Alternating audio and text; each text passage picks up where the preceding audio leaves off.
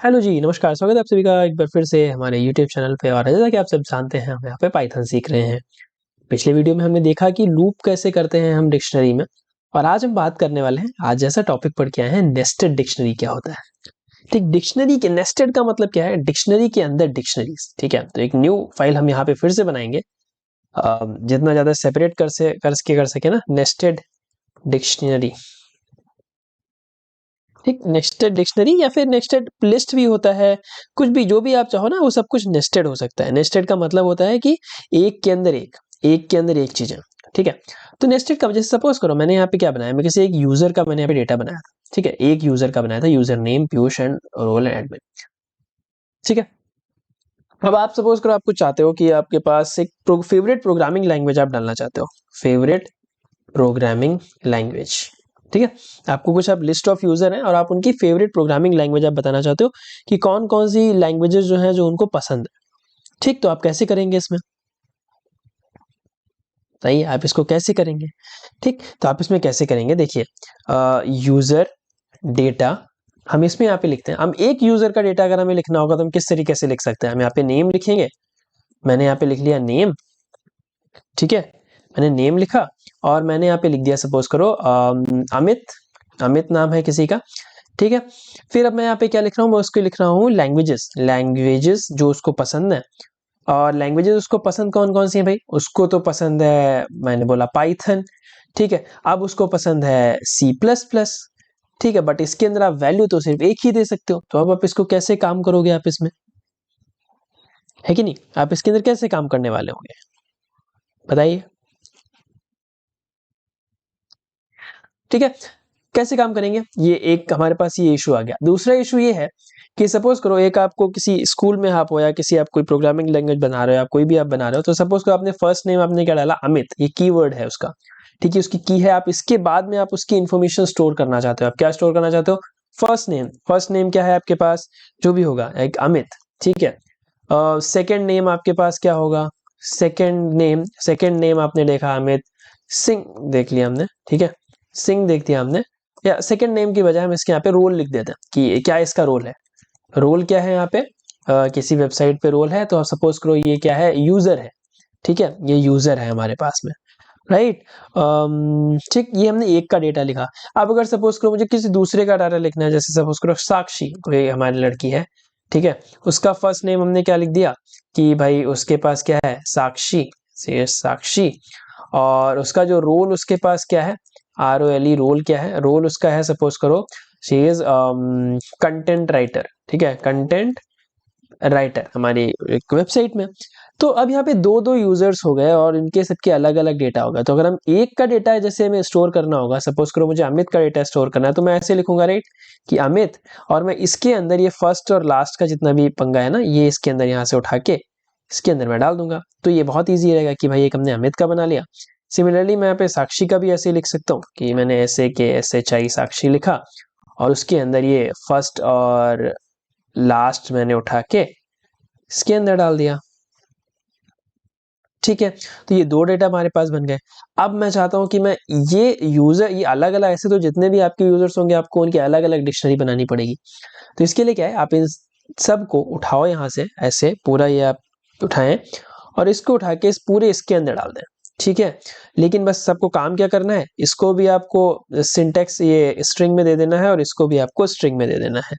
यहाँ से आपको ये हटा के, ये जो इक्वल इक्वल का साइन है ना, असाइनमेंट साइन, इसको आपको डिक्शनरी वाला बना देना है। ठीक है, और सिमिलरली आपको इसको भी यहाँ से हटा के डिक्शनरी बना देना है। ठीक है, तो अब हम इसको थोड़ा सा फॉर्मेट कर देते हैं, यहाँ पे हम एक इसके कॉलन ये लगा देते हैं, और अब हम इसको देखते हैं क्या कर रहा है ये। ठीक है, देखना, तो हमने इसमें क्या किया, what we did here is कि ठीक है, इसको हटा देते हैं, लेट्स रिमूव दिस। एक हमने यूजर डेटा, एक हमने डिक्शनरी बनाई, इसके अंदर हमने क्या किया, एक और डिक्शनरी बनाई। ठीक है, हमें एक और डिक्शनरी बनाई, वो किसके नाम थी, उसकी की क्या हो गई, अमित। ठीक, उसकी की हो गई अमित। अब उसकी वैल्यू क्या है, उसकी वैल्यू ये पूरा इतना सा है। और उसके अंदर भी हमने डिक्शनरी बनाई जो कि क्या है, फर्स्ट और लास्ट, फर्स्ट नेम और रोल। सिमिलरली अगली जो की आई वो साक्षी की आई, और उसमें क्या मिला मुझे, फर्स्ट और लास्ट, ये मिला, फर्स्ट और रोल मिला। तो ये है डिक्शनरी के अंदर आप एक डिक्शनरी बना रहे हो, तो इसको बोलते हैं नेस्टेड डिक्शनरीज। आप इसके अंदर जितने भी रोल ऐड करना चाहो वो आप ऐड कर सकते हो। कैसे? अब अगर हम इसको लूप करना होगा, हाउ विल वी लूप? तो फॉर की कॉमा वी, की वैल्यू पेयर इन किसमें? यूजर डेटा, ठीक है, डॉट आइटम्स, ठीक है, क्योंकि हम सारा आइटम ले रहे हैं, प्रिंट के, ठीक है, हम ऐसे लिखते हैं प्रिंट के, और मैं यहाँ पे डाल देता हूँ वी, ठीक है, लेट्स राइट दिस। और एक बार हम इसको यहाँ पे क्लियर कर लेंगे अपना टर्मिनल, ताकि हमें अच्छे से दिख जाए, और हम यहाँ पे लिख लेते हैं पाइथन 03 नेस्टेड डिक्शनरीज। तो मुझे क्या मिल रहा है?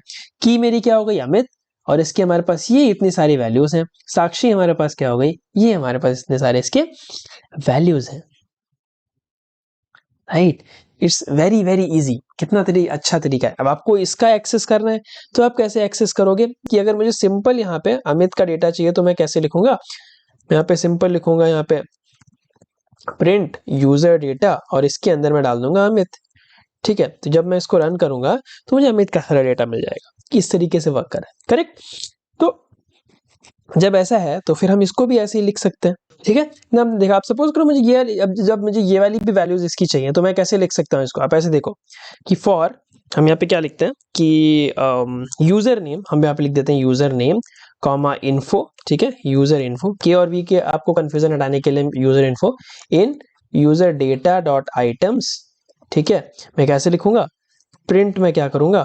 Let's print this. मैं यहाँ पे लिखता हूँ यूजर नेम। यूजर नेम उसका क्या होगा? आपके पास जो भी इसका यूजर नेम जो आपने फर्स्ट लिखा है वो, ठीक है।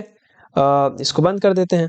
फिर हम यहाँ पे क्या लिखेंगे? अब अगर मुझे सब कुछ चाहिए, जैसे फुल नेम और लास्ट नेम मुझे चाहिए ना, तो फर्स्ट नेम एक मैं वेरिएबल डाल देता हूँ, और मैं इसके अंदर क्या लिख दूंगा कि यूजर डेटा, यूजर डेटा, या फिर मान के चलो कि यूजर इन्फो, जो हमने यूजर इन्फो लिखा है, इसके अंदर जो हमारा फर्स्ट वाला जो है आप वो उठा के दे दो, ठीक है। यूजर नेम में आप फर्स्ट वाला आप उठा के दे दो, ठीक है। बहुत अच्छे तरीके है। फिर आप यहाँ पे क्या कर दो? प्रिंट कर दो फर्स्ट नेम को। तो लेट्स सी, देखते हैं हमारे पे क्या मिलता है। और मैं यहाँ पे करता हूँ पाइथन 03 नेस्टेड डिक्शनरी। तो देखो मुझे क्या मिल रहा है। यूजर नेम हमारे पास में क्या है? अमित है। यूजर नेम मुझे क्या मिल गया? अमित, मुझे यहाँ से मिल गया। अब उस अमित का जो फर्स्ट नेम है वो मुझे कैसे मिलेगा? यूजर नेम इन्फो फर्स्ट से जाके, ठीक है। अगर मुझे इसका रोल चाहिए होगा तो मैं कैसे लिखूंगा? मैं रोल लिखूंगा, एफ लिखूंगा, और मैं यहाँ क्या लिख दूंगा? रोल। और रोल मुझे कैसे मिल जाएगा? ऐसे, ठीक है, यूजर इन्फो, और इसके अंदर मैं डाल दूंगा रोल। तो जब मैं यहाँ पे प्रिंट करूंगा ना, ऐसे रोल ही है ना लिखा हमने, ठीक है, रोल ही लिखा है हमने। तो ये ऐसे क्यों बोल रहा है मुझे? प्रिंट रोल, ठीक है, यूजर रोल लिखते हैं यहाँ पे, यूजर रोल, और यहाँ पे भी हम लिखते हैं यूजर रोल, ठीक है। ठीक है, हम इसको सिंगल कोट में डाल के देखते हैं ना, यूजर रोल लिखते हैं ना, ठीक है। तो अब हम इसको जब रन करेंगे ना, तो मुझे क्या मिल जाएगा?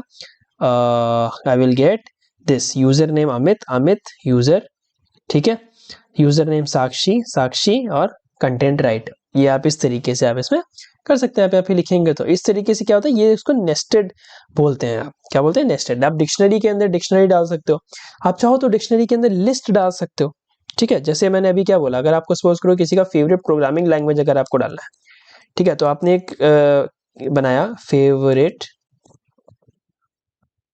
लैंग्वेज, ठीक है, लैंग्वेज आपने लिखा, और इसके अंदर क्या लिखा आपने? एक एक यूजर को ले लिया। सपोज करो आपने ले लिया